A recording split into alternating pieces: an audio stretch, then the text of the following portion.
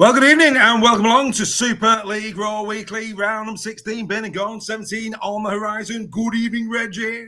Good evening, sir. Well. Yes, very good indeed. Mr. Sale, how are you? Good evening. Yeah, I've got some sad news. I've just signed a 3-year deal with Hull FC TV for the 2025 season. So you're taking everything from Lee, including you. Outstanding stuff. Right, there's only one place to start, gentlemen. It has been announced. Let's Go Vegas 25. The Warrington Wolves and the Wigan Warriors will be going down. Well, not down under. They're going over to Vegas, the bright lights of Vegas, to commence a game for Super League. Great to have Super League involved in this NRL last year. It was absolutely an occasion. I'm sure more British fans will be going over for this. The World Club Challenge, though, let's just start there. The World Club Challenge is supposed to be the week after. Can we see there being a spanner in the works with the World Club Championship? Because for me, it's hard to see past Wigan winning this season.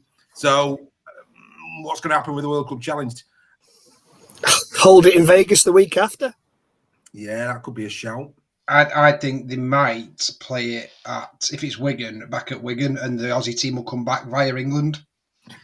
It's a lot of travelling that, though, isn't it, for the Aussie side? And, you know, let's be fair, we've got to convince them most years to actually get involved. So that's going to be one to watch. But, I mean, I know without even talking to you that you guys are going to be positive about this. But first and foremost, I mean, I've seen a lot of negativity. I mean, it's rugby league, isn't it? The amount of negativity over this is unbelievable. You know, Wigan fans saying, does this count for the home game? Are we going to get reimbursed? And all of this nonsense. And, you know, I mean, the bottom line is, this is a great opportunity to showcase the greatest sport on earth, the British version, over in a brand new market.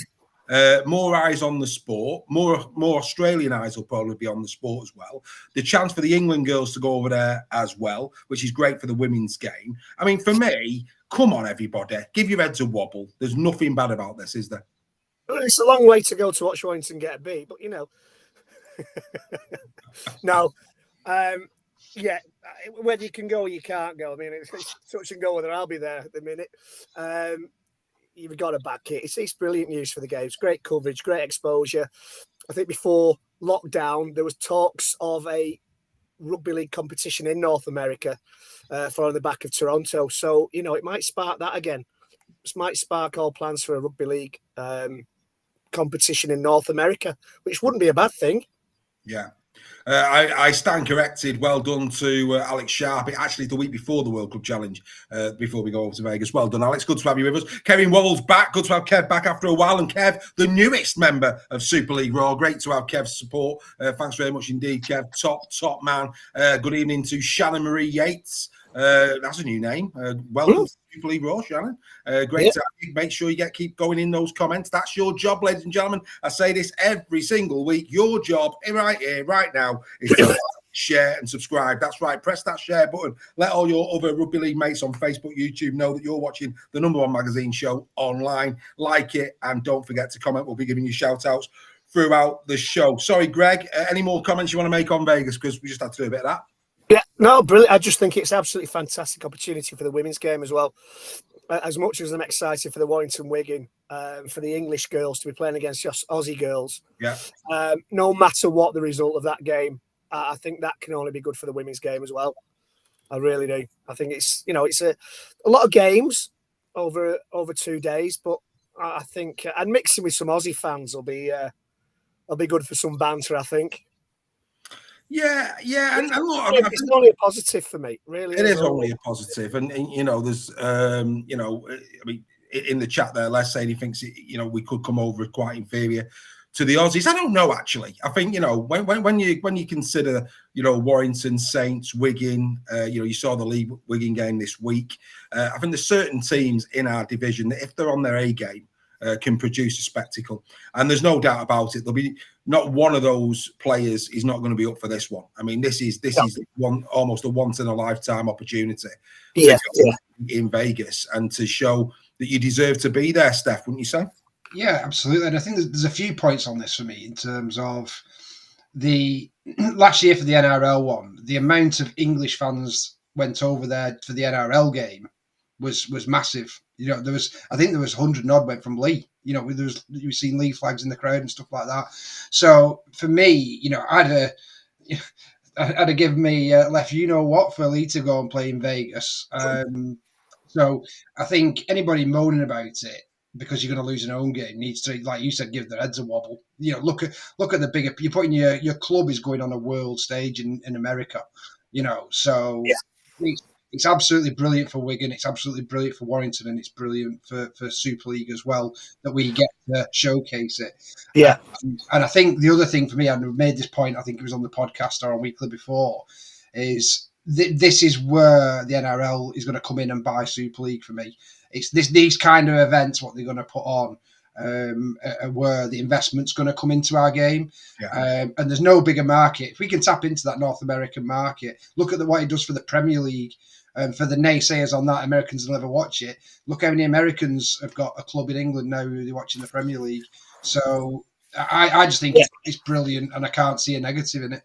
No negatives at all. Alex Sharp's in the comments saying, will we be putting 2 tickets up for Vegas? Alex has just put everybody's membership up to £50 a month, ladies and gentlemen. That's right. If we want prizes like that, Alex, put your hand in your pocket, sir. And I'm sure we can do something about it. We've got to do a live stream from that one. So I think the budget's going to be for me, us three, to be going over for that one. Absolutely. Having a budget will be smashed. Okay, be saying, but Vegas is amazing. Completely agree. And Kev Wall, Kev, newest member, I'm going to give you a shout out. I think this is a great point. We saw what the Americans thought of the NRL. They're about women's rugby league. I mean, again, talk about put American football in its place. I mean, when they see what the women go and do, it's just they loved it last year when it was Australian rugby league. The fact that I think somebody I think it was Les in the chat said the Gillaroos will be too strong. You're right, Les, they will, but it'll still be an event to see women's rugby league on a stage like that it's never been on before. Yeah, definitely. I mean, the women's state of origin was brutal. Absolutely brutal. Ladies and gentlemen, we're proud to announce that Callum has just launched the Vegas membership. Forget your Team Talk membership. The Vegas membership coming soon. Callum Calvert's saying, his eyes will water when he sees the price of that one. Anyway, no, we digest, don't we? Outstanding. We'll have to do final whistle on the plane home.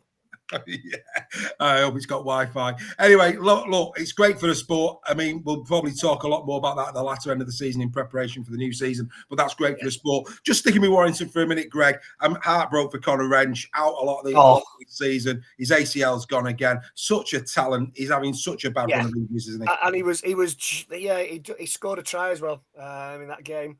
Just getting back into it, and it goes again. Is it the same knee? Do we know? They haven't said. I mean, Burgess said that I think it might have been the other one, but they haven't confirmed one way or the other. I hope it's not the same knee, because if it is, 2 on the same knee at that age, I mean, not good. Not good. You've got to feel for the lad. He's got real talent, great potential. Yes. This was a season. I hope I'm not wrong. This was a season where he kind of cemented himself in Sam Burgess's plans. Yeah, I mean, if it weren't for his injury, mate, he would have. I mean, he was first choice, wasn't he, at the start of the season? Yeah, so let's give him all our best wishes. I don't like to see any players suffer a major injury like that, no matter who they play for. So, best wishes to the lad, and let's hope it's not as bad as we fear, and he'll come back from this one as well.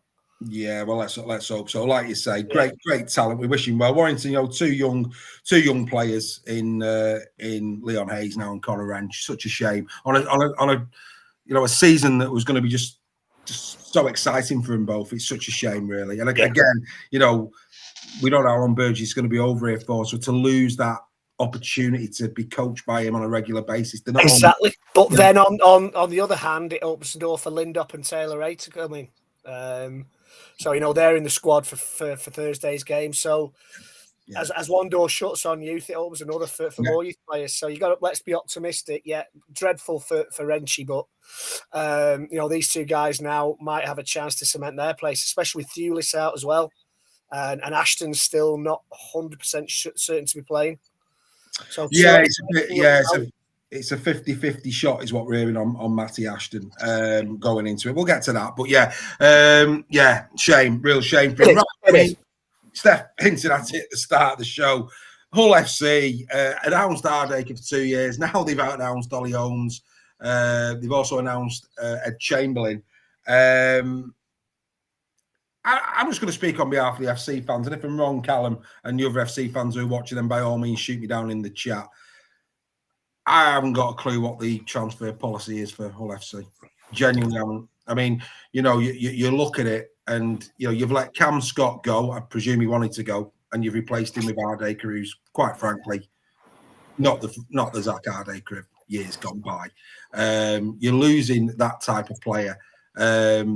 We've seen some really exciting young prospects come through this year, which I think they should be actually building the team around, if I'm honest. We know they paid over the odds for Asiata, as good a player as he is when he's on the field of play. They have paid over the odds for him. Lads, are you like me thinking, is this, we're miles away from 2025, and, with Wakefield coming up with what looks like a competitive squad. You're almost, as we sit here now, it's hard to see, based on the signings they made, that Hull FC next year are going to be any higher than 9th? Yeah, it seems like kids in a sweet shop, especially if the sweet shop's in Lee. Yeah, they went in for a quarter of wine gums and come out with 4 Lee players. Come out with 4 midget gems. Not suggesting anything there, boys. Hey, you want to call them midgets, mate? You crack on. No, I call them gems. Let's get this thing right. Good recovery. You're on, sir. There's either, as Andy says, it smacks of lazy recruitment. It depends who else are going to let go and who. And this is, purely sitting on the fence. Who else are going to bring in and who are they going to let go? As Steph has said, you'd think they'd want to build around the good young players he brought through this year. Yeah. Maybe they want a bit of experience in the backs with Hardacre. Pace, mate. Pace is gone. True, but experience sometimes can count just as much as pace. Look at Stefan Ratchford. I know, all right, playing Huddersfield, but he didn't look out of place in that team on Friday night. Steph Ratchford, his pace has gone, but his experience got him through the game, and he knew how to beat his winger. So maybe they're going for a bit of experience to kind of get the youth policy up and running and give them something to kind of some advice and some help and some nous when they're in big game situations. I don't know. Maybe that's the situation, but it probably will all become clear kind of in the off season where Hull are going with this. Well, it was Andy Robertson, another Super League Raw member, who said about the lazy recruitment piece. Paul, I'm going to have a pint of what you're on. If that's buying a winning team, my friend. I'll have a pint of that all day long, my friend, all day long. I'm having a bit of what you're on this evening. I'm on tea. Yeah, I'm on coke. I'm working later, hence the 6:30 start. But anyway, look. Bottom line is, what's Kev? When your hair goes, your pace isn't far. Hi, Kev. Let it go. There you go, Greg. How fast did you do that 5K, mate? I'd say I can still beat you all to the bar when last orders goes. Yeah, absolutely. Carry on, Kev. There, son. Yellow card. Good to see Nicola Burton. But hello, Nicola. How are you? Right, Steph. I mean, in closing, your thought. I mean, well, let's put it this way. Are you disappointed to see any of these players leave? If the shoe was on the other foot, would you be happy as a Lee fan seeing these 3 at this time in their careers coming to Lee Leopards? Respectfully, because they've been very good players for Lee. They've done a job for us. So I'm not going to sit here and go, I'm over the moon about it. But likewise, the only player that Lee fans out of the 5, I think it is now, that have gone to Hull FC, we'd be bothered about was Asiata. But when you look at Asiata, 220k is a lot that's potentially going to be sat in the stands after the season with his current record at the moment.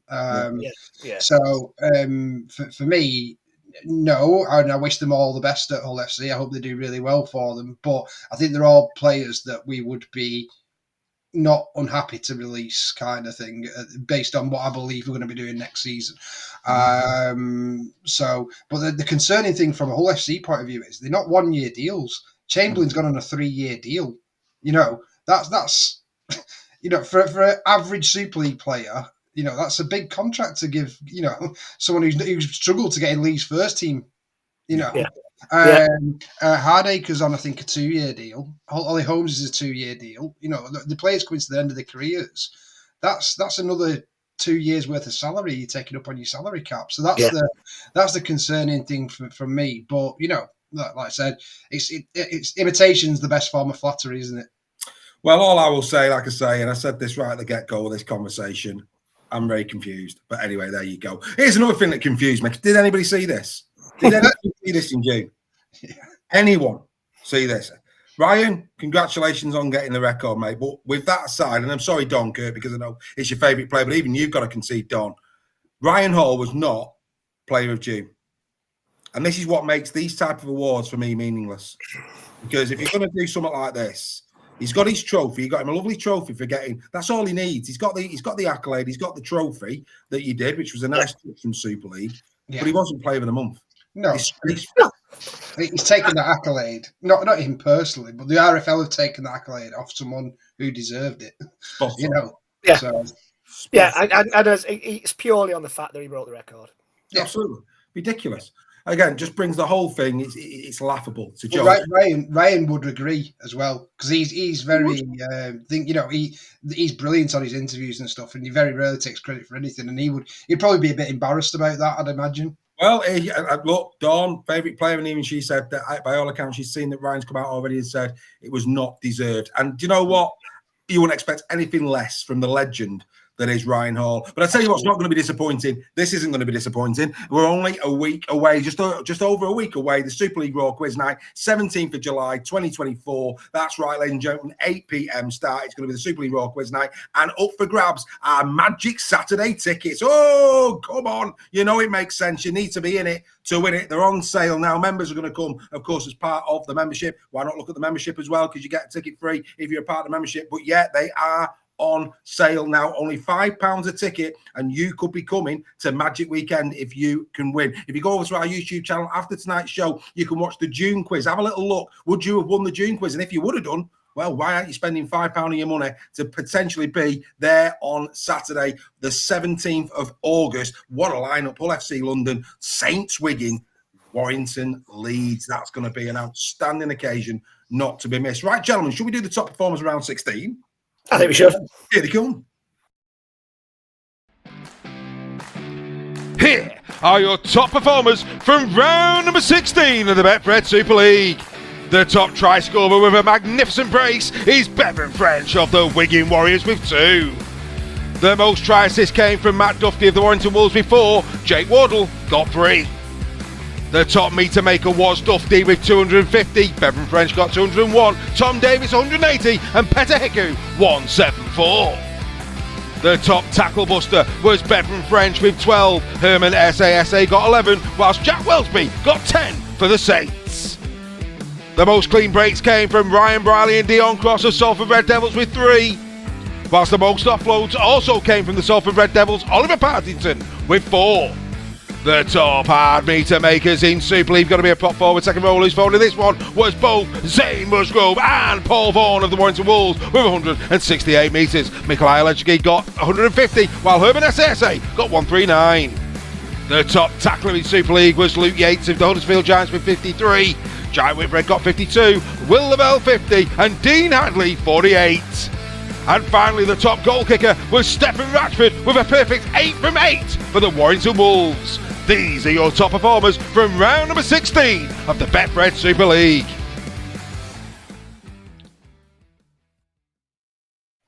So there you go, the top performers from round 16. Of course, these were the results. Warriors 24, Leopards 6, Wolves 48, Giants 0, Saints 8, Tigers 10, Rhinos 17, Broncos 16 in Golden Point Fair, as it was at Craven Park. Robins going down 14-15 to the Dragons. And then finally on Sunday, the Salford Red Devils 22, Hull FC 20. That's how it all went down at the weekend. Before we have a quick chat about a couple of the major highlights from the round, gentlemen, just a little nip into the Fantasy League. Still top, Mark Allen. He's still top there, in line for a replica shirt, and still leading form. The fans' form is Ryan Birch. The top scorer on the week was Richard Holland, the Wigan Warriors fan, 870. Good effort to Rich. Right, okay. Let's just pick out some moments. Greg, I'll start with you, because of course you weren't on the final whistle. Tom Johnston's try. Beautiful. What a try that was. Oh, yeah. But I expected him to get caught at any minute, and it was just the break was magnificent. Yeah, and I prayed for him to give it to Morg because he's in my fantasy team. But yeah. Mate, a thing of beauty. Mate, it was like watching Top Gun. He got to halfway line and Maverick turned to Goose. I feel the need for speed. Off he went. Boom. Get through that gap. Absolutely incredible. Steph, coming to you. Wigan now go 8 in a row against the Leopards. Will you be able to get a scalp this year against the Warriors? I think there's potential for us too. I think not say it flattered Wigan. I think Bevan French flattered Wigan. It was a really good contest, and no shame on the lead team by any means. But we had a couple of players coming back. It was the first game back. Mullen, Asiata. It was the other one coming back as O'Brien. So I think if they had a couple more games under the belt, then we may have had a bit more of a chance. So I think we're playing on a Tuesday, the next game as well. So it's whether he'll decide to rest players or not, I don't know on that one. But yeah, I don't see why we can't beat them. I think you've just got to control Bevan French. He's, like I said so many times, he's just a superstar, the only genuine superstar in Rugby League, in Super League. Well, USA Rugby League's come in. He was in Vegas last year, and he said the English fans are going to show the Rugby League fans how loud they can get. There was a massive, I think there was about 10,000 that went over from England last year, and there weren't even any English teams playing. So that's going to be interesting, right, Greg? Castleford Tigers defence wins games. How good were they in defence against the Saints at the weekend? Do you know what? I was at the Warrington game on Thursday, and I heard the result despite trying to avoid it. So I watched it back, and I still expected Saints to score. Yeah. In the last few minutes, I'm thinking they've got this wrong. Yeah. Castleford cannot keep Saints out, but absolutely tremendous performance from Castleford. Absolutely tremendous performance. It's been brewing for the last few weeks. They ran Wigan close. They lost by 1 point the week before. So, yeah, I made up for them. And made up for the fans. A great performance by Castleford. Brilliant defence. Yeah, completely agree. What I'm really delighted about, gentlemen, is this. We're now halfway through the season. We know the likes of London, Castleford, Hull FC. It's fair to say these teams are not going to be challenging top 6. But what we saw this weekend is that the integrity of our competition is there. You can't take anything for granted. All of the above, still competing, still battling, still giving it their all. That's what makes our game so good, isn't it? Yeah, absolutely. And I think, you've got to give Cass so many plaudits for the way they've come back this season from what they were looking like early in the season. And, I mentioned on the podcast about the young lads they brought in has made a massive difference to them. But from a Saints perspective, you've got to be looking at themselves there, because even a really good Cass side, you'd expect Saints to win at home against Castleford, even when Castleford were in the top 6 conversations. Yeah. The Red V were on about, there was people saying Wellens, put the contract back in the drawer kind of thing. And to be honest with you, I can kind of understand the mumblings now, because when you're putting those kind of performances in, then there's something not quite right for me, because they still had a good enough team, Saints out. They had a few players out, but they've still got a good side, and that was not a Saints performance. Well, look, David once slayed Goliath. What I would say is Castleford Tigers take a bow. Absolutely. Yeah. And this thing about Wellens, they're still second in the league, Saints. And they're not playing brilliantly. They're not playing. They've not been at the best all season, Saints, bar I think a couple of games, and they're still second in the league. They're still That was a shock win on Friday. That was a shock win. Nobody expects that. Those things happen. Coupon buster. In a season. Coupon buster. Yeah, those things happen. Darren Boardman there talking about Harry Smith's 2 passes. Good lad. I hope you recognise that, Faz. I think he's talking about the 2 moments from Bevan French, but 2 passes on the night from Harry. So let's get into the detail. 2 wonderful cutout balls from Harry Smith in that game as well. To tries. Let's not forget that. Alex Sharp back in the chat. He's saying if Cass beat London and Huddersfield beat Lee, Cass on the same points as Lee, and people are thinking Lee will make the playoffs. The league is still tight. Absolutely right, Alex. There's lots to be happy about in Super League. Right, before we get into Team of the Week and all the usual merriment, mate, we're already 28 minutes in. Unbelievable. Right, let's just quickly go to the Huddersfield Giants, a team in crisis.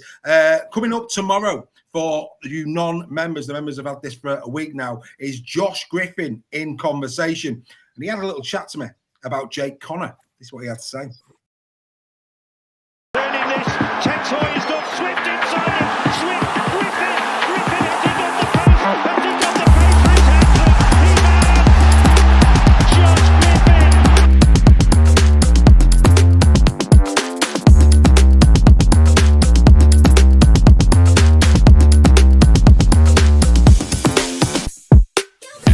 Jake Connor. What, in one word? Yeah. That could be difficult. What do you call Jake Connor? I'd call him. He'd probably fall under difficult as well, but for better reasons. Jake is a very good friend of mine, still is. I travelled with him for a long time. Obviously, played at FC for a long time with him. Probably another good one. Another good word to be from probably Marmite. Either people love him or people hate him. I loved him. He was a good, like I say, good friend of mine. But I can see why some people don't like him as well. If that makes sense. On his day, unplayable. Seems to be a little bit up and down at the minute. Obviously, mindful of the fact you're good friends with him. How is he? And how do you see the rest of the season playing out for him? I speak to him quite often, to be fair. I spoke to him a couple of days ago about it. He's all right. Obviously, he's disappointed that he's not playing. He's a bit of a rugby league geek, is Jake. Loves the game, and so he's very disappointed that he's not playing. It's not great to see him. Like when I watched the Catalan game last week, you see him on the bench as an 18th man. It's not somewhere you'd normally put someone like Jake. But I feel, he's in a team that he knows he's not been at his best, or he's not been allowed to play at his best. So he's still struggling to find. I don't know. He's got to. I'm honest with him. I know that he's got to improve some of his areas. I tell him that the effort areas and that he's got to improve. It's not being a fullback's not just the attacking side of things these days. You look at your best probably fullback in the comp this year. It's what was the one at Warrington? Duffy been best fullback this year, but how many meters he's making per game, defensively tackles, it's pushing everything. Fullback's a tough position to play. It's not just about throwing the wonder pass anymore. And so Jake knows he's got some work to do, and he might need a bit of a fresh start. I'm not sure. Get out and loan for a couple of weeks to get that confidence back, but we'll see. I'm not sure if he'll be back in the team these next couple of weeks. That's obviously Huddersfield and that, but no, you won't. He'll turn it on next time on a play. I'm sure he's that kind of player. Yeah. Well, I spoke to Mr. Griffin before the Warrington game. He didn't play well. Anyway, that's by the by. There was a moment in the Warrington game where he squared up to Musgrove. Yeah. And Musgrove pushed him down, and he flew about 10 yards back over the try line and started doing all the histrionics. And one of his own players, I think it might be Lower Lower said, "Get up, just get up." Yeah.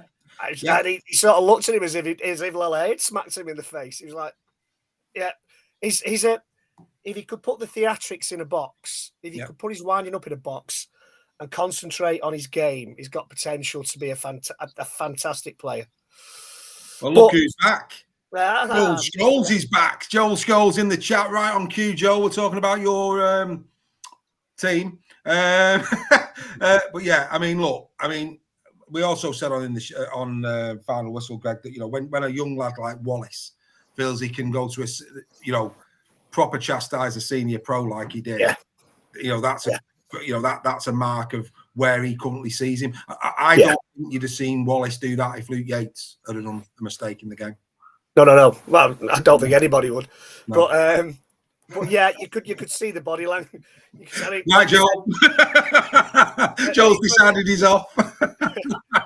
When he said Luke Yates did 53 tackles, I think that must be every tackle that Huddersfield did in the entire game. Yeah. But when he saw the body language behind the post when we scored, somebody asked in the chat, will Watson be gone this week? I honestly thought he might have been gone this week.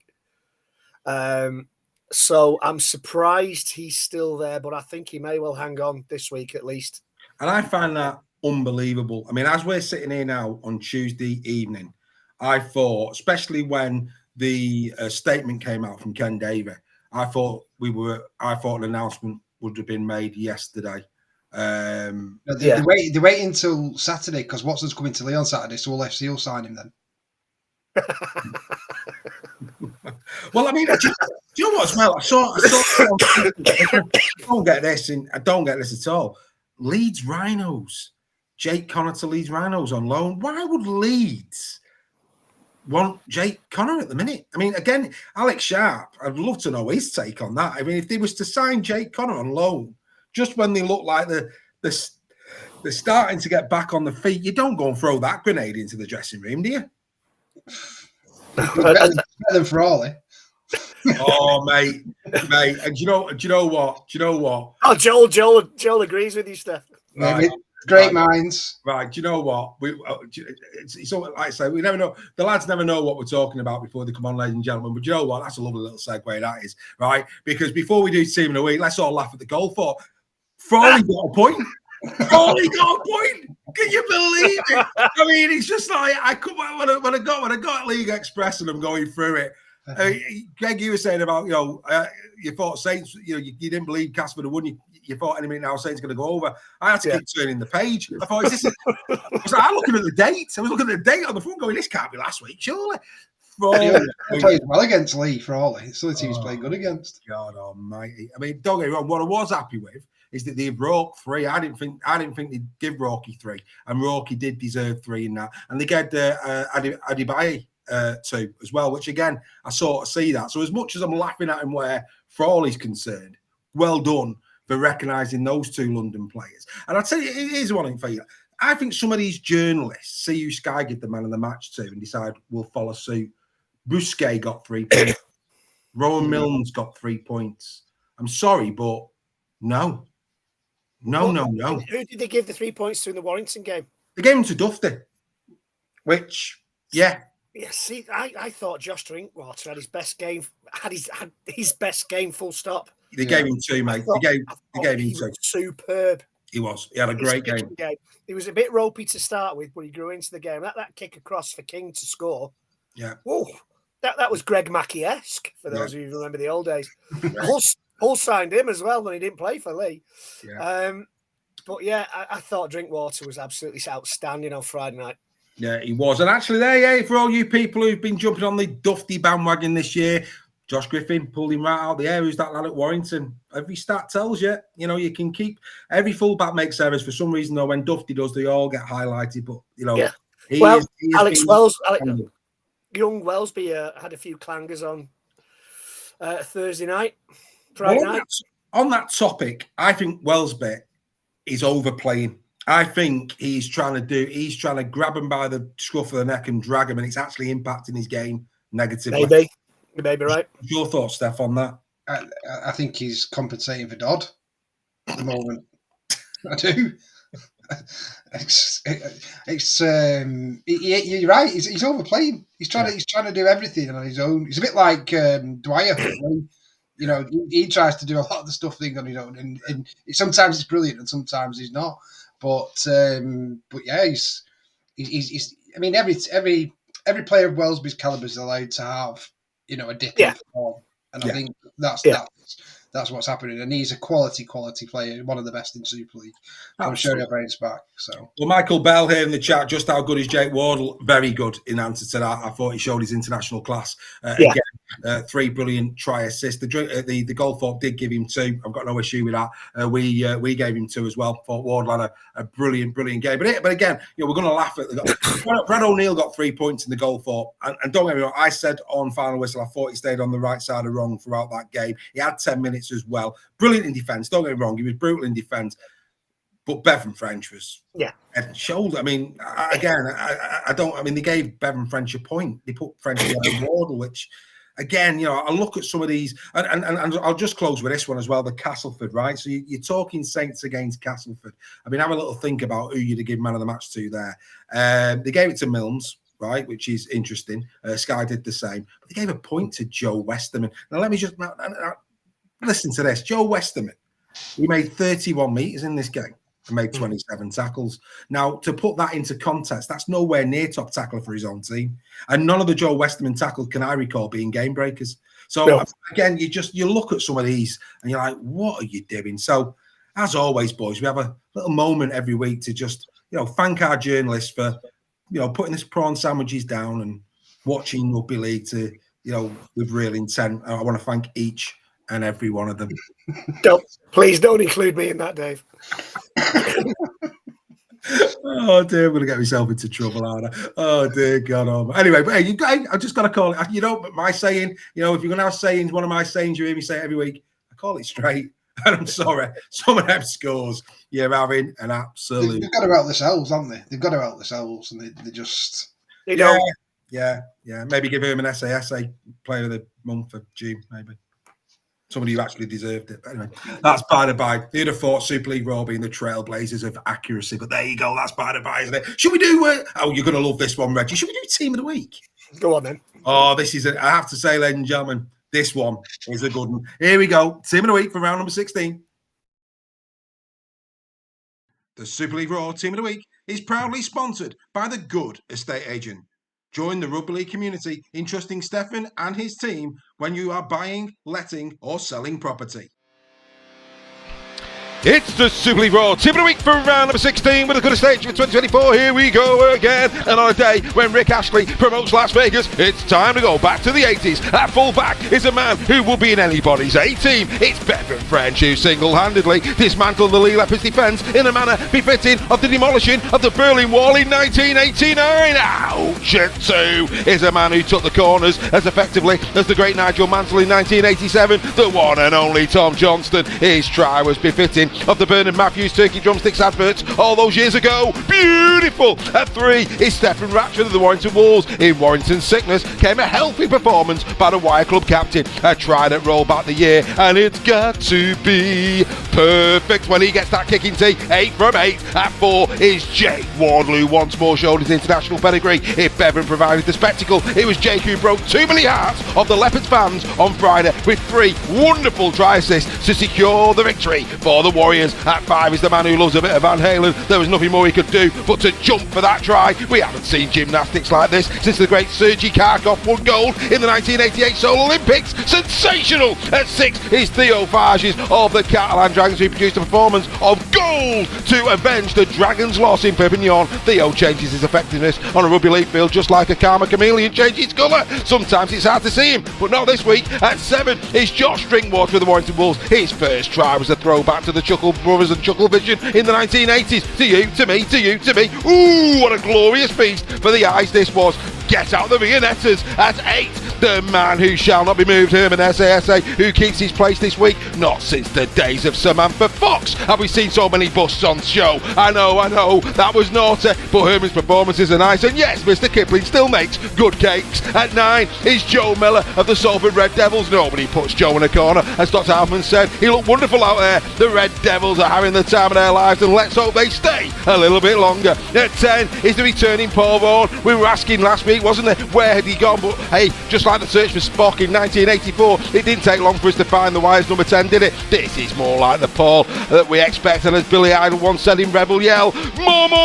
At 11 on debut for the Team of the Week in 2024 is James McDonald of the Leeds Rhinos. He was extremely good on both sides of the ball against the Broncos. You could say he was like bad medicine for Mike Eccles as the Rhinos continue to live on a prayer for the playoffs this season. At 12 and keeping his place is Reece Martin, just like Steve. Sometimes it's like he's a man with 2 brains, such as his ability to outplay the opposition with ease. A lovely try from the second row ensured that Leeds would get the chance for the 2 points. And finally, at 13, keeping his place this week is the Robins captain. Just think if it had been Elliot Minchella and not Elliot Taylor, there's no way E.T. would have phoned on for a lift. He'd have been calling his mates, get down here and watch this great game of rugby league, because as we all know, it's the greatest game in the world and we're travelling the galaxy to see. Ladies and gentlemen, this is your Team of the Week for round number 16.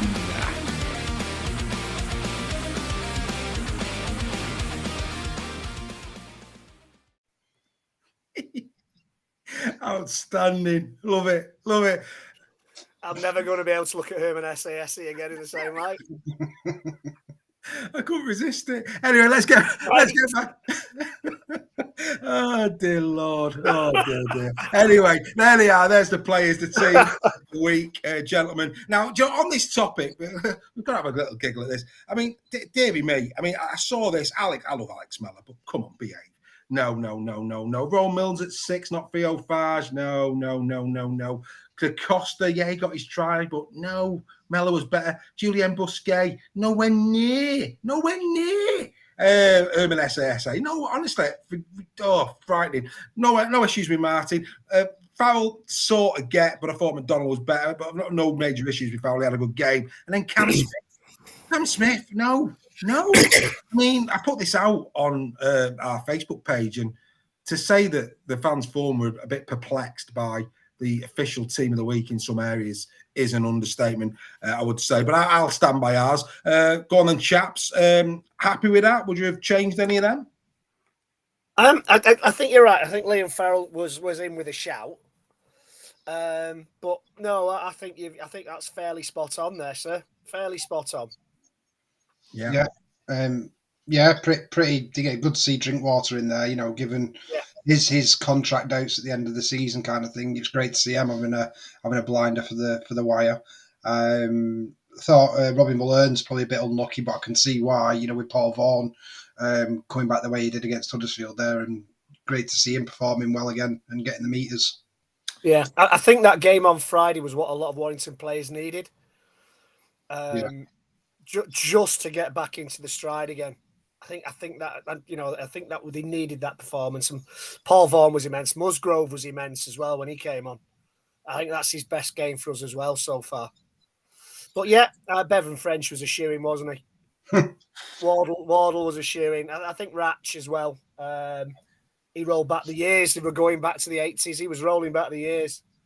Yeah, he had a really good, solid night, did Stefan Ratchford, it has to be said. So there you go, another team of the week in the records book. Like I say, don't forget Josh Griffin's in conversation. You can watch that tomorrow at 8 p.m. on YouTube. Get yourself over there for that one. Or you can download it as a podcast and listen to it on the way to work on Thursday morning if you so choose. We have now come to that part of Super League Raw Weekly where we look ahead to round number 17. We're just hours away from the opening game between Warrington and Leeds. This will, of course, become the preview, the prediction show. So as we do every single week, we will now give our little nod to our sponsor and we will crack on. Here we go.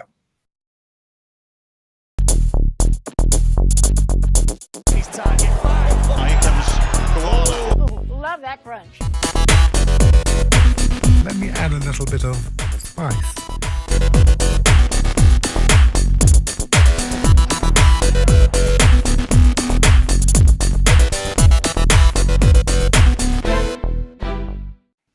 So here we go, the prediction show. Anthony Cox has put a belter in the chat whilst we've been watching that.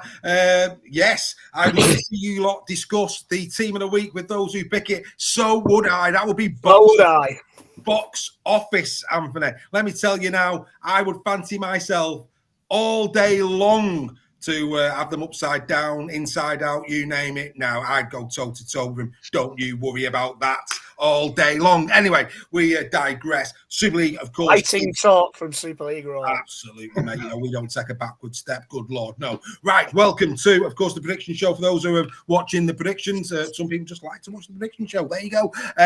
Before we do, let's take a look at the prediction league after round number 16. And as you can see, Joel and Gary Schofield now neck and neck, 2-3-9 apiece. I'm just behind 5. 20 points separate me in the red. Unbelievable. But only 1 point separates him from Steph. The fans forum had the second best week. Slowly but surely, the fans forum are starting to come to the party. This is a week of fare, ladies and gentlemen. I'm telling you now, you'd have to go to the Savoy to have a meal as good as this one. Outstanding this week. The Wolves take on the Rhinos. I don't know who the Rhinos are, but anyway, that's by the by. But yeah, the Wolves take on the Rhinos. And let me tell you, we're going to get into detail on this in a minute. That's not a shoo-in. That's going to be interesting. Warriors against Saints, always a classic. Broncos, Tigers. We saw what Broncos were about against Leeds. That's not going to be a gimme either. The Hull Derby, we would expect a far better Hull FC turning up for this one at the MKM. The Leopards take on a really poor and dire Giants at the moment. Can they be as bad as they were against Warrington? Will we see a reaction?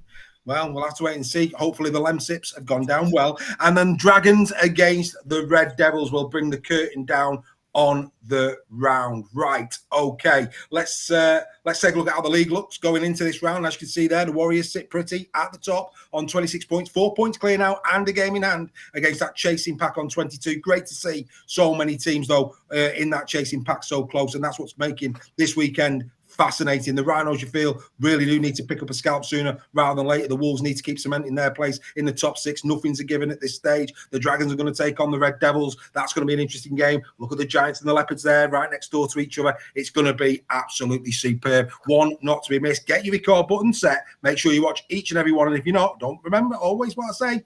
Trip Sky. Press play on a game before you go to work. Let them think that you're watching them. You know, it makes sense. That's what we need to do. Right, chaps, let's get into some predictions, starting with this belter as the Leeds Rhinos come to town to the Warrington Wolves this Thursday night. Look at the history. It's all Rhinos, and you would expect that because, of course, the Rhinos have been so good in the Super League era. But look at the last 5. It's 3-2 in the favour of the Rhinos. That might have caught you out, ladies and gentlemen. Coming into the game, of course, both of them have won the last 2. Third takes on 7th. The attack very much in the favour of the Warrington Wolves. All of those type of stats, 406 plays, 291. But look at the odds. The bookie's going 2-11 Warrington on 4-1 if you're a Rhino, which I think is decent odds, to be fair. Round 7, of course, 2024. Warrington had one of their best performances of the season, it has to be said, at Headingley, a 34 points to 8 win. If you remember that far back last year in the trilogy, it was the Rhinos who won 2-1 in that trilogy. And one of those wins, of course, was at the Hallowell Jones Stadium, a 22 points to 6 win in round 17. And of course, who could forget the opening round of 2023 when the Warrington blitzed the Rhinos 30 points to 0 at the start of what was going to turn out to be a disastrous season for the Wire. Coming into this game, we've already said no Conor Wrench. Harrison's ban has been overturned. Crowther expected to return. Ashton's 50-50. Let's take a look at the 2 squads. Here they come. And as you can see, a couple of misses. Harry Newman not in the 21-man squad for the Leeds Rhinos. No Holwood, is still no Bentley. And also for the Eagle-Eyed amongst you, Justin Sangare, he's also not in the 21-man squad. A couple of the Warrington Wolves youngsters, the likes of Max Wood, Kai Taylor-Ray, Aaron Lindop, Adam Holwood, some of these, without doubt, will be playing on Thursday. But it's fair to say some key personnel, certainly for Warrington, missing for this one. As always, I'll come to you last, Greg. I'll start with you, Steph. Should be a good game. They very seldom disappoint Leeds Warrington games, to be fair. I mean, even that one at the start of the season, let's not forget, I think it was about 50 minutes in, it was a close contest, and then Warrington ran away with it in the end. What's your thoughts on this Warrington against Leeds? Right, if you look on the last 2 games each have played, Warrington were fantastic against Huddersfield. Leeds were very, very average. Not taking anything away from London, but they were very, very average against London. And if you've not watched that game, there's plenty of mistakes in it. And obviously they've got some key players out there. As of Warrington, I had it down as a Warrington 18 plus until I've seen the Warrington's injuries as well. So I think it might just be a little bit closer than that. I wouldn't be surprised if Warrington ran away with it. But I've gone Warrington 9-17. You've got a 9-17 the Wire.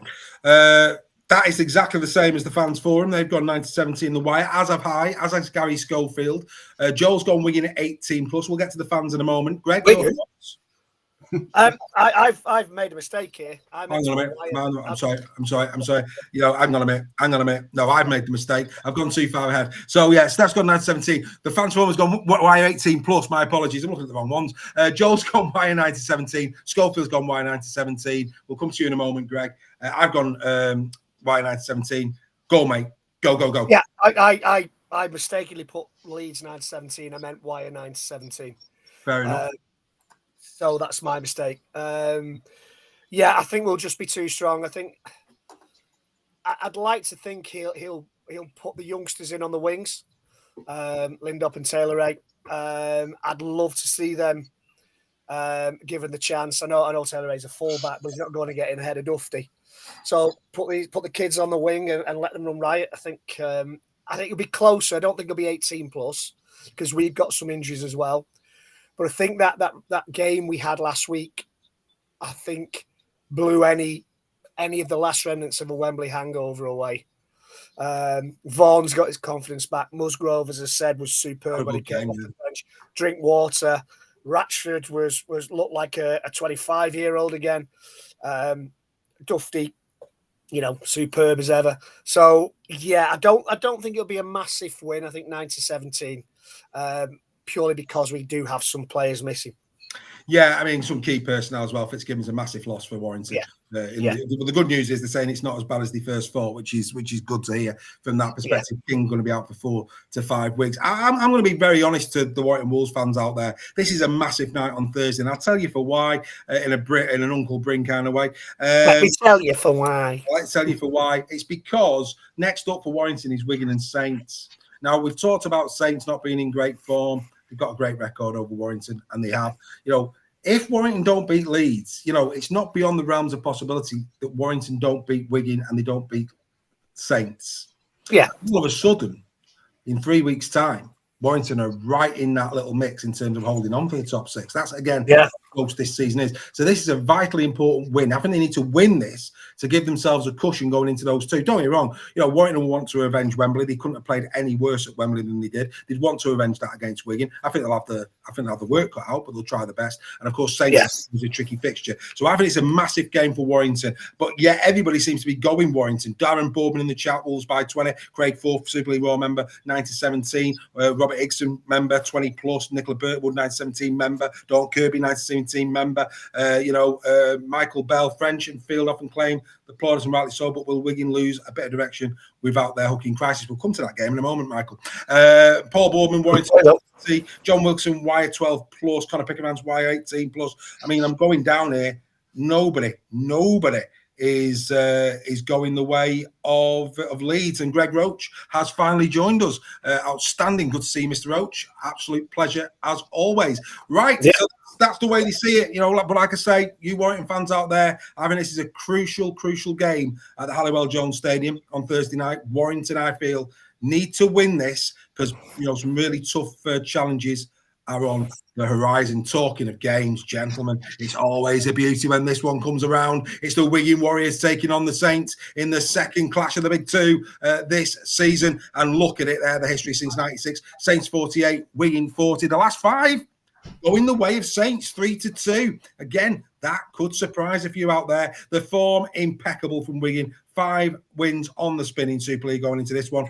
Saints, of course, coming in on the back of 2 losses. That's a very rare one indeed. The last time that happened, ladies and gentlemen, was round 8 and 9 last season. But they bounced back in their next game. Did Saints against a certain Warrington Wolves, 28 points to 6. So beware of the wounded animal, is what you would say. First against second, both have got great attacks when they're on form. And look at the defences, couldn't be tighter in terms of the for and against. Yes, Wigan fans, you have a game in hand. I know that. The Warriors 2-7 on, the Saints 11-4. At the DW Stadium, it's advantage Warriors 18-10, 17-96. So that's an interesting one. But Saints, with Saints losing the at the BCC, we're going to start calling the brick the BCC. The BCC. There you go. Good Friday, of course. Remember that? Saints 12, Wigan 4. That was the game where, of course, Wigan had a player sent off and the whole game seemed to change. The bans, of course, are in Bayern O'Neill are being contested as we speak. No word on those at this stage that I've seen. Greg, I'll start with you on this one. Always an event. Always. Oh, yes. Only one place to be on Friday night at 8 o'clock. And that's watching this one. Your thoughts? You would think on paper, I know games aren't played on paper, you would think Wigan would win this easily. And by a big score, the way Saints have been playing. Saints have a habit of bouncing back. They very, very rarely lose more than 2 on a bounce. But I can't see it that there's something not quite right with Saints at the minute, and I can't see them winning this. I don't think Wigan will run away with it. I think Wigan 9-17, but yeah, I think there's something not quite right in this Saints camp. Conspiracy. I didn't say that. I just said there's something not clicking. Something isn't clicking right with the Saints players at the minute. Whether it's personnel, I don't know. But right, Wigan 9-17. It has been announced, and Moses Mbai's appeal has been unsuccessful. So that one's come out. I'm just having a little look to see what's happened with Brad O'Neill. Steph, your thoughts on this game? Saints Wigan should always be a classic, shouldn't it? Should be. But it's a bit like what Reggie was saying. We can only judge and hope we're wrong on recent performances and hope it is an absolute cracker. What I saw with that Wigan team on Friday was they're just a league above at the moment. They're that good. Like I said, Bevan French is probably worth 18 points in this game on his own. So for that reason alone, I've gone Wigan 18 plus. I think they're going to really stamp down a marker. They're going to really want to put St. Helens to the sword as well. Just to put a marker down, your second place, and we're going to give you a good hiding at home. So Well, I mean, everybody, Schofield 90-17, myself, Greg 90-17, Joel's gone Wigan 18 plus, the Transformer's gone 90-17.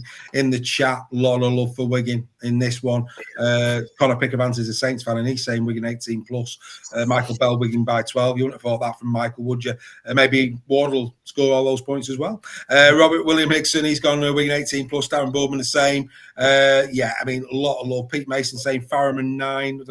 What's it about? Kieran 6, Eckersley. Carrigan playing at number 9. Yeah, instead of O'Neill. Yeah. Okay, Kieran 6. He's the right build for that position.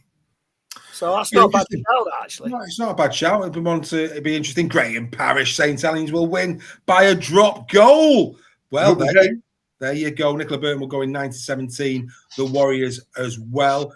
Michael Bell disagreeing. He says it'll be Kieran who plays hooker. I can't recall Kieran ever playing hooker. That'd be interesting. That'd be a really interesting one if that was to transpire on the evening. Knowing Wigan, they'll probably pull some kid out of the reserves. He'll have a wild game and win it for them.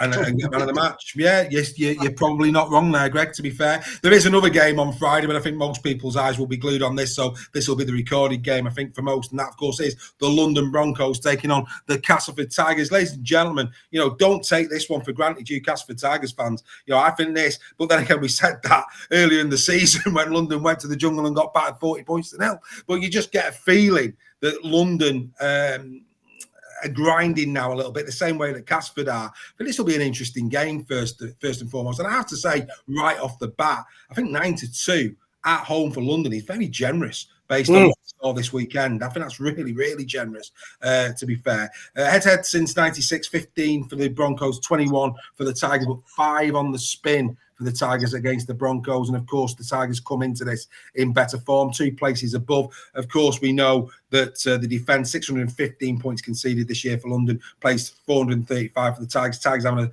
a stronger attack by 90 as well over the course of the first 16 rounds.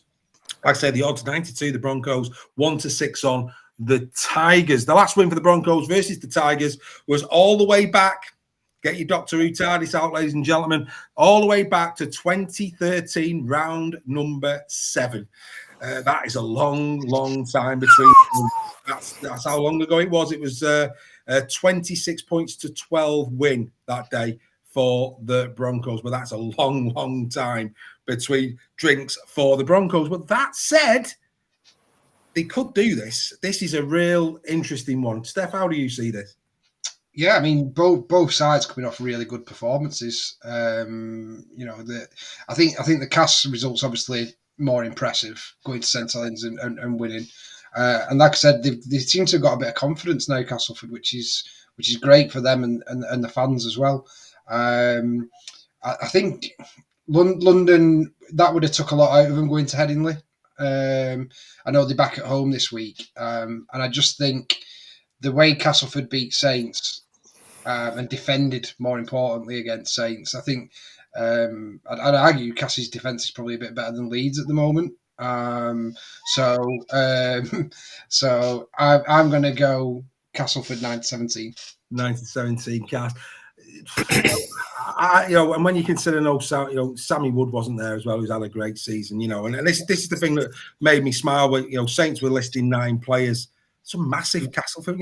Castleford didn't go into that full strength either. There weren't 9 first team is not playing for Cass. But, we're talking Castleford here. They've already not got the same quality of Saints. So you take any of the starting 17 out of Castleford, it should dent them.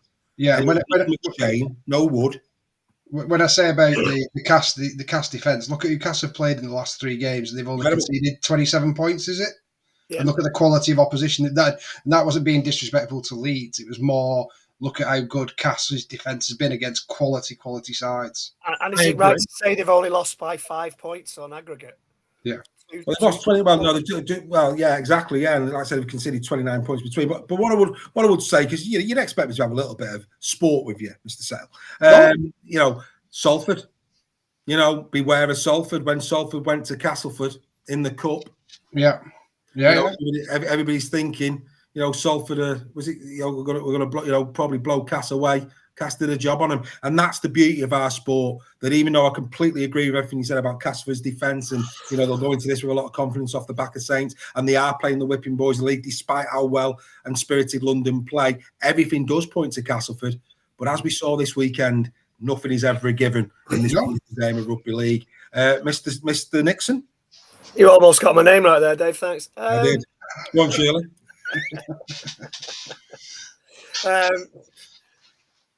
Is this the first time London have played at home on a Friday night? Yeah, I'm going to be interested to see what the are you going crowd? Yeah, crowd. Yeah.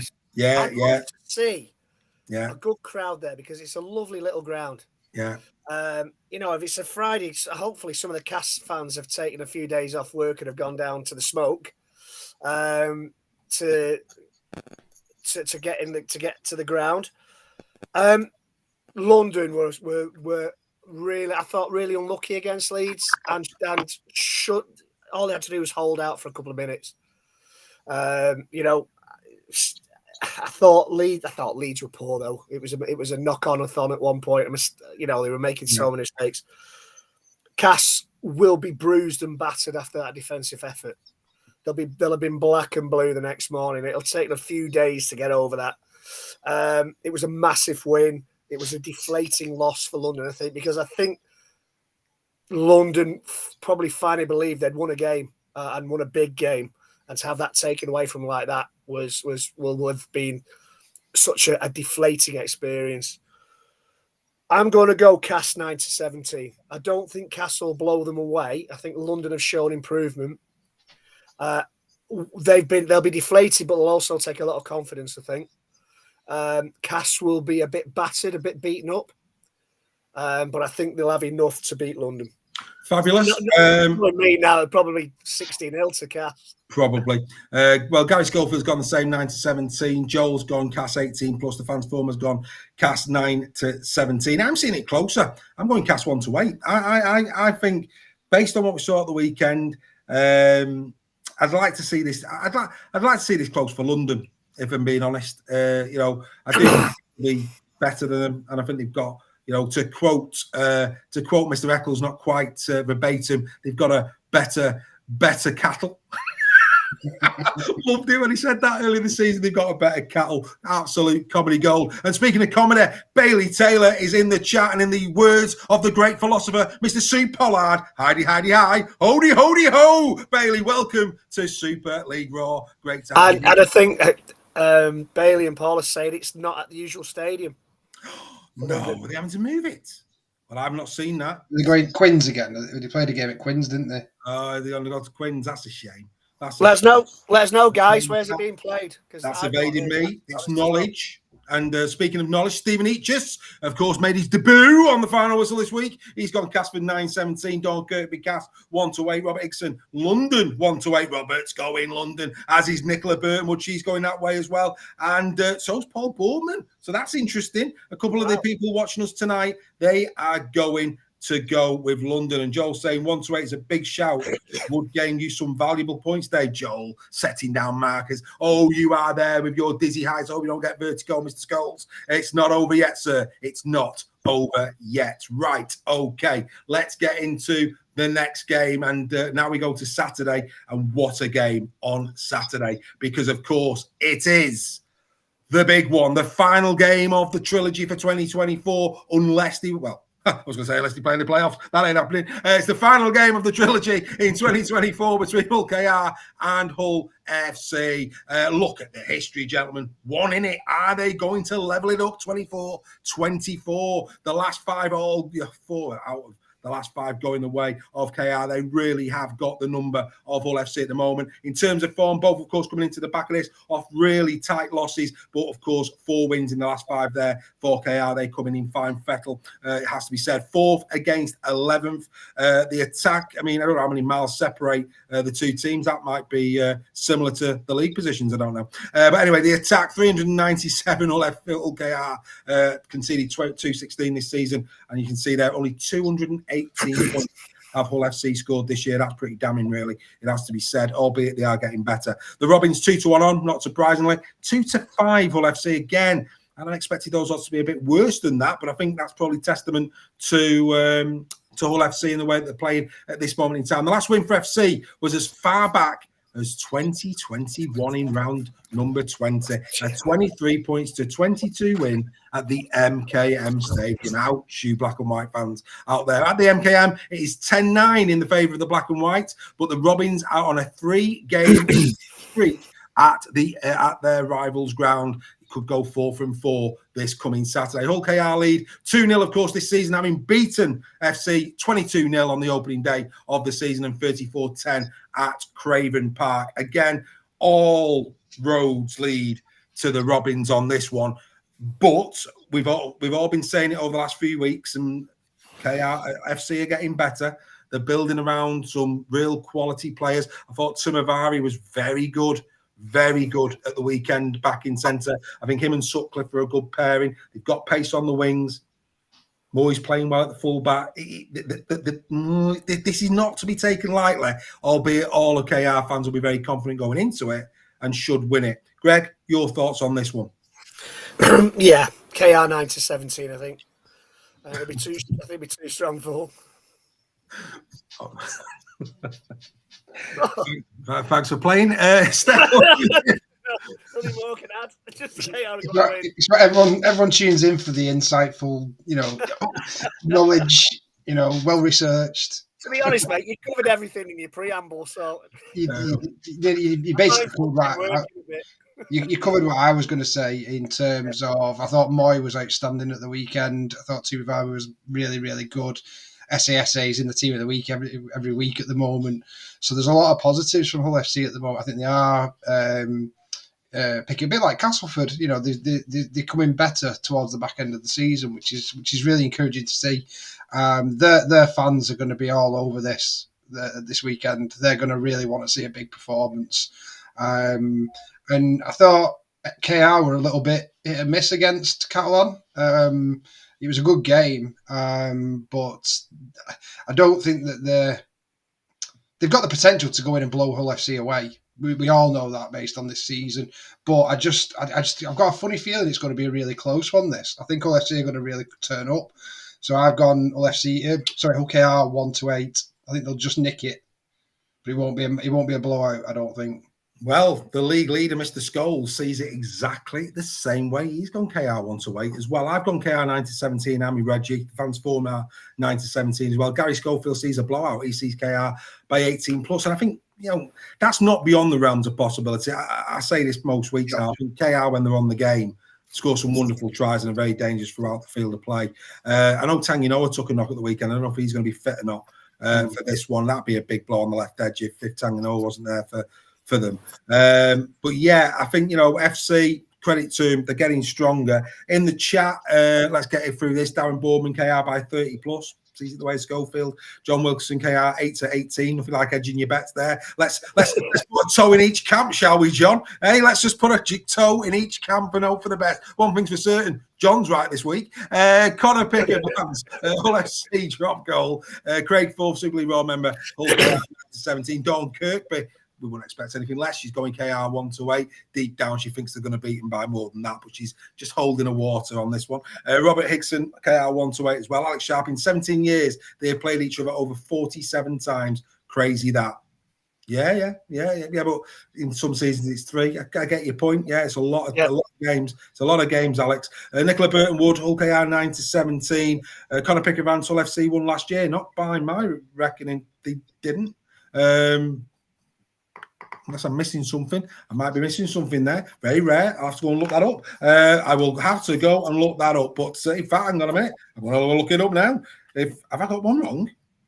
Oh, yeah, he's right. He's right. They lost 16-6. My apologies. 16-6. I missed that one. My apologies. I stand corrected. That's why you come in and view, just to tell me that out of 99% of the detail, I got 1% wrong. Seen Reggie off. Greg's gone off. Yeah, he's gone. Got in disgust. He's in the car. He'll be outside my house with banners. Dave Kane out on Super League Raw. He's shocked that I've got one of those stats wrong. But there you go. All in good sport. All in good.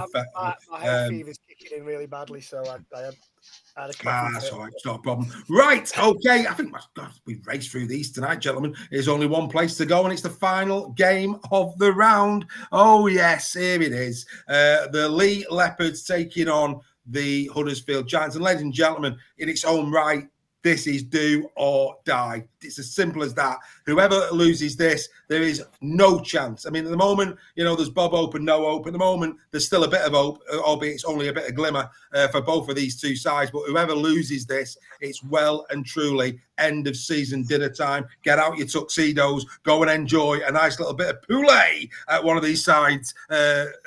Executive suites for the end of season dinner in round number 17 is what I would say. Greg's looking quite perplexed by the fact that people may be having a little bit of fish at an end of season dinner. My apologies. Chicken.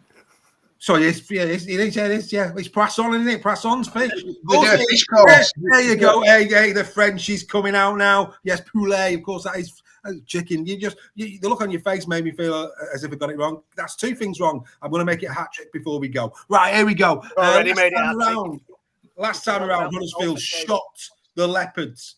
Shot them on the opening night of the season. Everybody expected the Leopards to win that, and it was the Giants that won 16-8. One player who's shone in that game, he won't be playing. He's out. That's a massive blow for the Huddersfield Giants. Of course, Lee got the revenge at the John Smiths in what can only be described as a dour affair, 16-10. That wasn't a classic. Steph was there in the company of Joel for that one. But this is the decider. No doubt. This is the decider. Who's going to have the bragging rights between these two teams in 2024? We will be finding out this weekend. The history, 11 apiece. Couldn't be closer. The Lee Leopards in the last 5 appearances against the Giants, 3-2 up. Both of them coming in on the back of losses, 3 for the Giants, 2 for the Leopards. It's 9 for against 8. It couldn't be closer. Yes, the Leopards have a game in hand, but again, look at the defence. Even with that game in hand, that's a big difference. 365 points conceded this year. 250 for the Leopards. Defence wins games. And I do think that the Lee Leopards have got a little bit more quality as well in those attacking areas. 3-10 on the Lee Leopards. 13-5 the Huddersfield Giants coming into this game. Right. I'll come to you first, Greg. Can Huddersfield get better in this game and potentially beat Lee? They can't get any worse. So they have to improve. Yeah. Will Jake Connor play? I'm not so sure. Watson has got to get something out of his troops this week, or if he's not toast this week, he'll be toast next week, I think. Because both teams are in that bit around that kind of grey area, as you say, fighting for playoffs. Huddersfield cannot get any worse than they did last Friday night. That's no disrespect to our friends in Huddersfield. I think they'll agree that they were woeful. Lee, they're both kind of on a bit of a losing streak, both sides. Lee at home, I just fancy them. I more than just fancy them. I think they're going to win by quite a lot. I think they're going to win 18 plus. I think they might not nil Huddersfield, but I think they're going to put a few tries past them. It's going to be a big score again, I'm afraid, for you Huddersfield Giants fans. So they're holding a street party now, expecting the big win for Huddersfield Giants. Well, Well, mate, I'm going with you. I've gone Lee 18 plus. So's Joe. So's the fans form. Schofield sees it 9-17 in the favour of Lee as well. In the chat, we've got Paul Boardman Lee by 20, John Wilkinson Lee by 14, Craig Forth 18 plus for Lee, Kev Wowell 14 points for Lee, Stephen Eachus 18, Dawn Kirkby 18, Dawn Bakerhouse Charlie. We don't know. It's touch and go, actually. I mean, I don't think he will play, but in his press conference, Adrian Lamb said that he might be there this weekend. I don't see that personally, but it's good to hear. It's good to hear that he's probably going to be back in the next couple of weeks. It did look a bad one. I did fear for Josh on that one. Nicola Burwood, no surprise, he's gone Lee 18 plus. Steve Cartledge, he's still getting over the fact there's 2 wrong. You just keep those springs well oiled on the back of your feet, Mr. Cartledge, and carry on playing. You know what I'm talking about. Andrew Robertson, Lee 128. Yeah, there you go. And Greg Roach, dreading it, to be honest. It was good to see Greg on Friday. It was marvellous to see him. It was. I won't want to see him after this game if they get a trouncing. He won't be looking very well, will he? It's the hope that hurts you. Giants with more injuries. Oh, dear me. And HIAs, yeah, Greg, I have to say. And you know what? He's probably going to be there because, let's be fair, it's people like Mr. Roach that the game is built on. Through thick and thin, he goes and watches his cowbell armour. And I, for one, sir, salute your granddad. You're a top man. I love you for that. He loves me. He loves it when I do that. Right, Steph, go on over to you. Well, I'm hoping I've not spoken to the Huddersfield lads yet, so I'm hoping they're all coming over. We can go for a beer beforehand in this one, especially with it being Saturday. What time's kick off? It's a good question. I think it's 3 o'clock, isn't it? Is it 3 o'clock? I think it is. I'll find out for you, mate. You carry on. I don't know. It will be because of Yes, it is. It is. Catalan and Salford's half 4. Yeah. No, I'm really looking forward to this one. It's been 63 days since we've been at home at the Sports Village, so we've been on the road for quite a while. So I'm sure there's quite a lot of Lee fans out there who are looking forward to getting back into the LSV, and I'm sure we're going to pack it out and make it a really good atmosphere. I think the difference with these two is the difference at the moment for me is that Lee are getting the players back. It should be with apart from Charlie, I think McIntosh will come in for Charlie. So, but apart from that, we should be pretty much full strength. Whereas you look at the Huddersfield side, they've got key players like Masters, Swift. That left edge has been pretty much decimated, hasn't it, for them? So only off the back of that, I've gone for an optimistic Lee 18 plus. But hopefully the highlight will be seeing my friends from Huddersfield this weekend. Very nice of you, that, Steph. Very nice of you indeed. And for those who haven't seen it, get yourself over to the Lee Leopards YouTube page. Go and watch the Adrian Lamb trailer for this. It is magnificent. Some wonderful promotion from the Lee Leopards for this return to the Leopards Den this coming week. I thought Steph was going to burst into Sinead O'Connor there for a minute. Well, who knows? Yeah. Rugby League Fan Club. First time they've been in the chat. Hello to the Rugby League Fan Club. Welcome along. We're all fans here. Ian Judson Lee are also losing a few to the right side of the Pennines for next season. Ian, mate, are you really happy about what you get? not to boast, I don't think. Yeah. I think actually, if it was me, I'd be probably putting a fence up across the 62 motorway, mate, and trying again personally. But that's by the by. Some of these players have been great players, but if you want to start, becoming contenders, which is what this is all about, the signings you're making, mate, for me, I'm not seeing contenders. I think your kids are exciting. Some of your signings leave a lot to be desired at the moment. He's not happy about Zach Hardacre. I don't blame you, my friend. Right, okay, let's get into the final game of round 17 in Super League. Oh, yes, this could be a little Brucey as well. Brucey bonus on a Saturday night. Great fair. The Dragons taking on the Red Devils. It's 5th against 6th. Outstanding stuff. Oh, yes. Last year, Catalan won the trilogy 2-1. And don't forget, that included a 42-0 thrashing of the Red Devils in round 20 at the Stade Gilbert Brutes.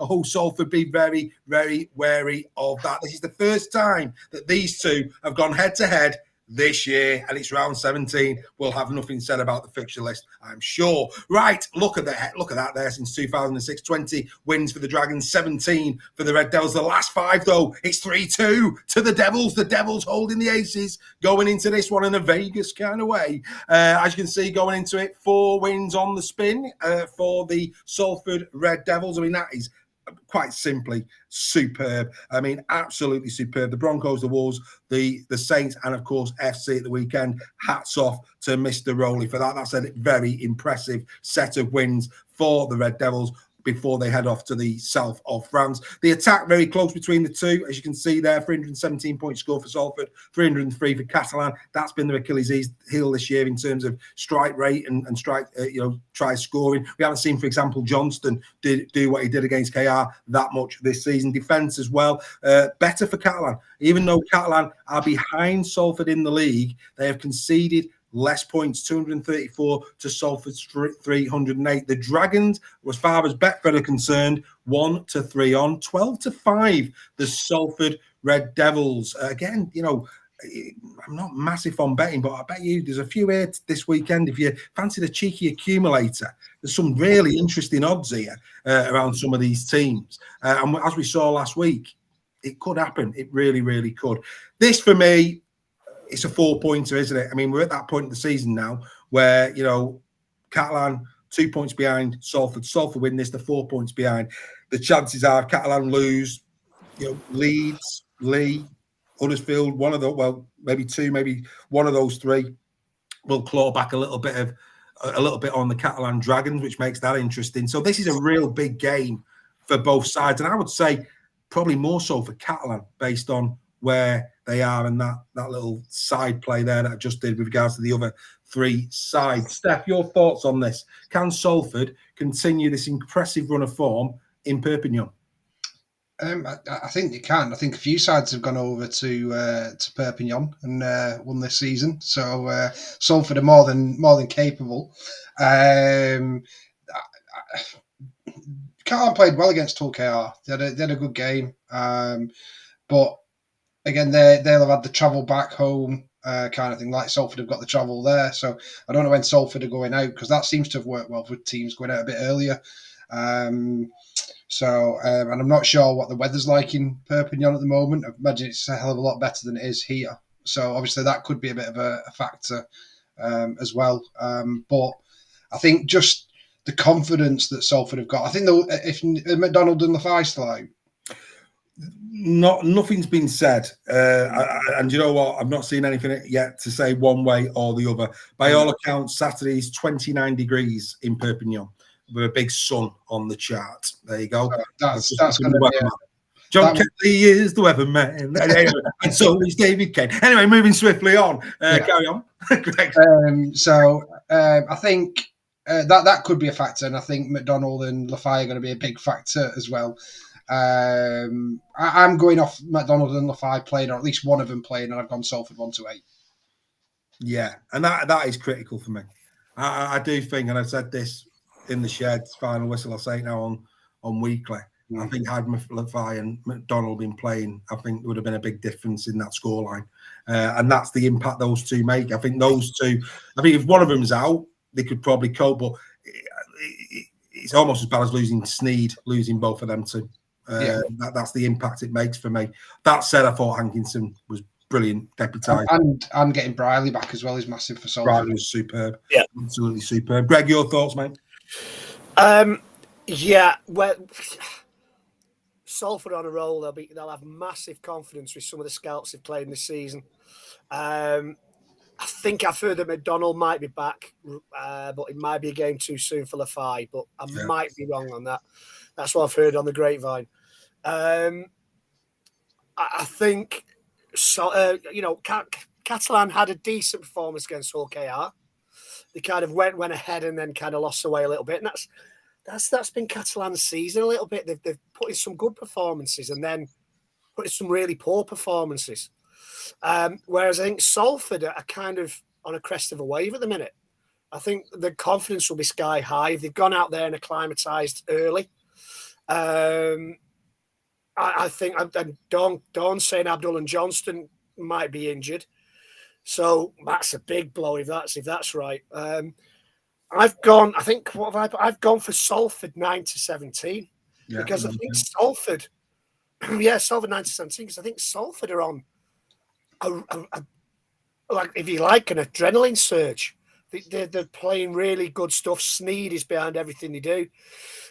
Yes, he lost some big players, but they brought some players in who've done equally well, as Steph touched on. I think, Salford are going to shock a few people. That 12-5, I think, is worth putting a tenner on. Don't know how much you'll get back, but Well, Darren Wilson saying Salford are doing great. You're absolutely right. Always it comes in handy on a winter's morning when the ice is out. That absolutely couldn't agree with you more. A bit of Salford on the drive. Absolutely, I know what you mean. I know what you mean, Darren. You're right. Salford are doing great. Just watch your tees. Just watch your tees. That's all I would say on that one. Yes, Ian Judson, filthy. He's filthy, is Ian? Filthy. He's not happy about that Salford game at the weekend. I mean, there you can see. I mean, why use a sentence when a paragraph will do? I mean, look at that there. Salford were very lucky. They should have lost on Sunday. We were vastly the better team and scored more tries. Can't disagree with that. Salford won because Tom Briscoe got sent to the sin bin when he shouldn't have been. He did absolutely nothing wrong. Well, there you go. It's all about opinions, but it is in the record books. Was that the one where he took the took the player out? He took Briley out. He clearly stepped across him when he was in the try scoring. Completely. Look, I don't want to argue with Mr. Judson. I know what my eyes saw. You know what I mean? Right on the tries, though. He is right on the tries. He was 4-3. Yeah, and a bit of composure. We said this about a lot of the teams. London this weekend, certainly Hull FC. Bit of composure at the right times in the game. They'd have won those matches. No doubt about that whatsoever. But no, Darren Wilson, welcome to Super League Raw. You are really welcome. Let's get into what some of the fans form are saying before I wrap up the Euro predictions. Where we're going to start. Craig, 4th golden point for the Dragons. We'd set that all day long. We'd set that. Paul Bullman, Dragons by 10. Don Kirkby, 1-8 Salford. Kev Wildcat on 10. John Wilson, 8 for the Dragons. Steve Eachus going Salford 1-8. Of course you are, Steve. Wouldn't expect anything less there. Dragons 9-17. Nicola Burton Wood is there again. Oh, you're swatting up for the quiz next week, Nicola. Shocking effort last time round, wasn't it? We want to at least see you on the leaderboard this time. John Costello, Dragons 4-16. There you jolly well go, ladies and gentlemen. Right, before we get a question into the chat, it's that time of the show. We'll go out with a couple of questions. What is on your mind? Get a question in the chat. We'll debate it. And whilst you're doing that, let me just remind you of that quiz next Wednesday, 17th of July. It's quiz night here at Super League Raw. If you've never attended it, go and have a sample of it. If you go onto our YouTube page, you can watch the June quiz.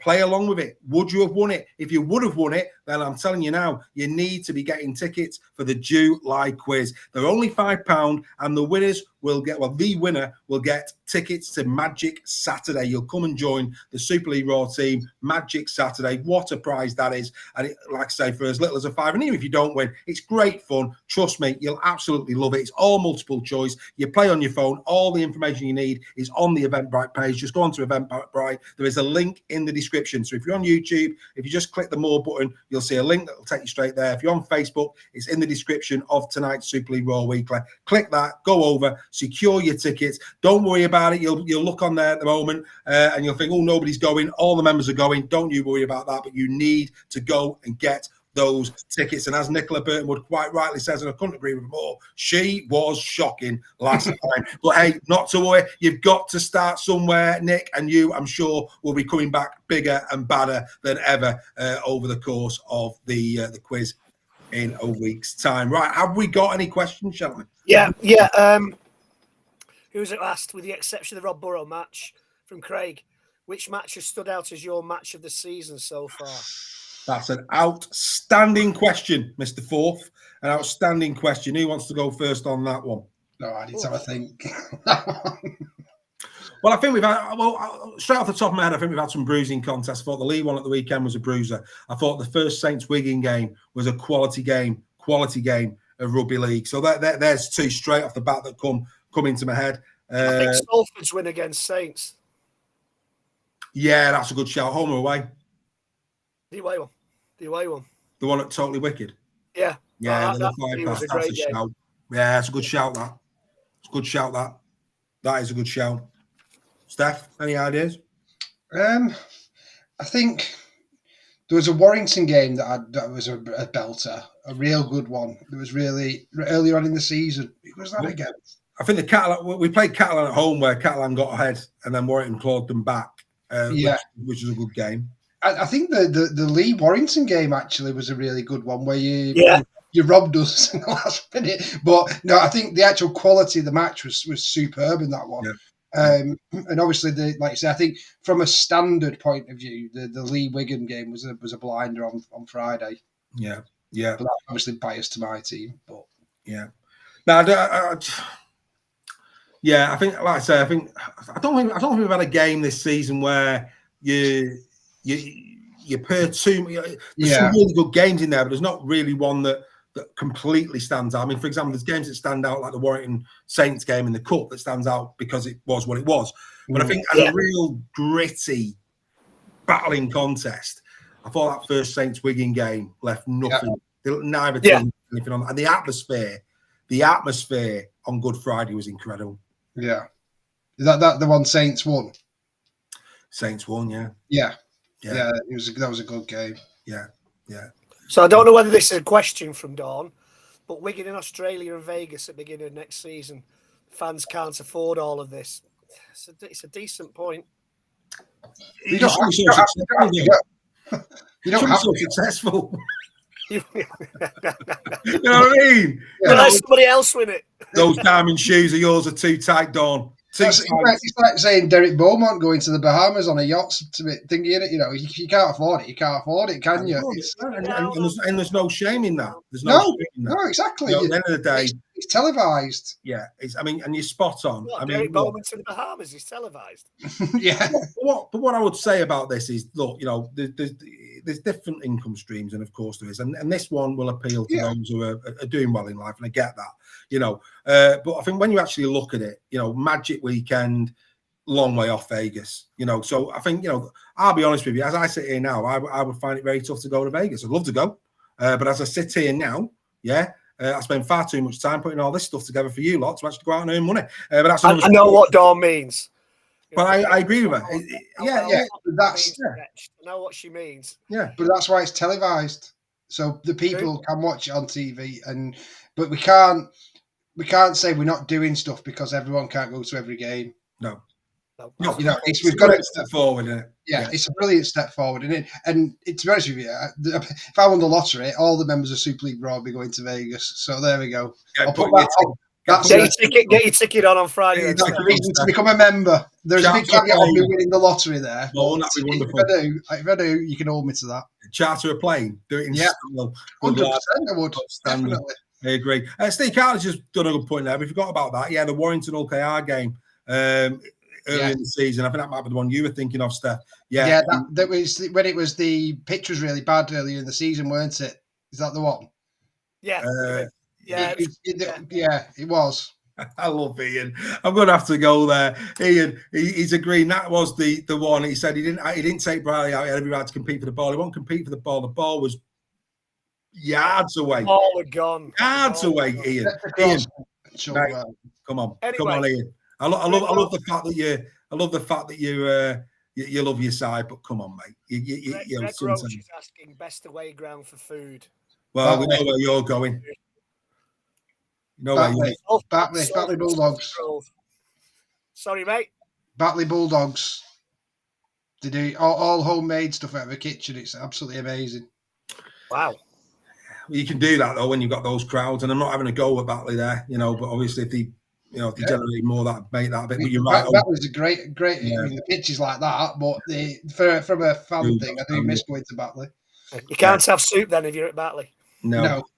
I have to say, I think what they've done at FC at KR as well is good. Yeah. For me, that's amazing. Craven Street is brilliant. Street food and everything.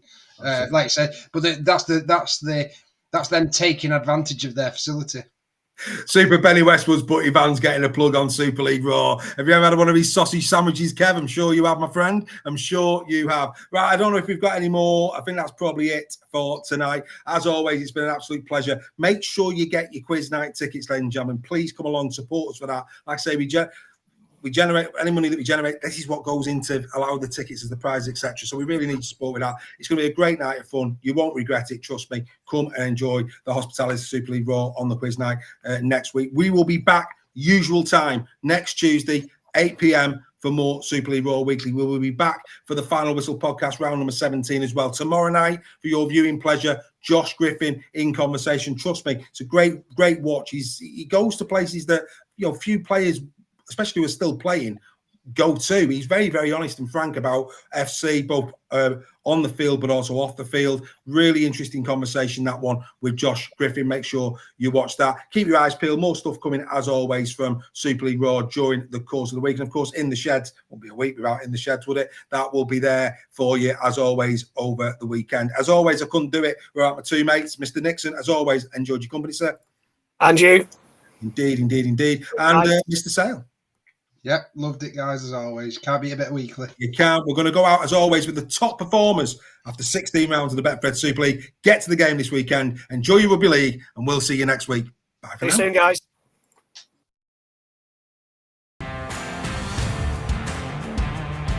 Here are your top performers after 16 rounds of the Betfred Super League.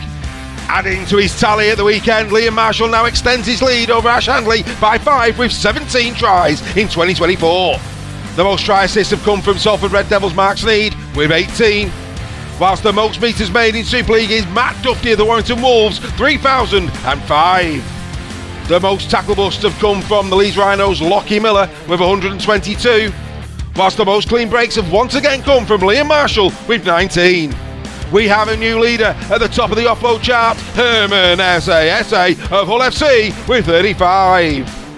The best hard meter maker in Super League is Reece Martin of the Leeds Rhinos with 1,715. Whilst the most tackles have been made by his captain, Cameron Smith, with 635. Finally, leading the goal-kicking charts once again is Mark Sneed of the Salford Red Devils with 55. These are your top performers after 16 rounds of the Betfred Super League.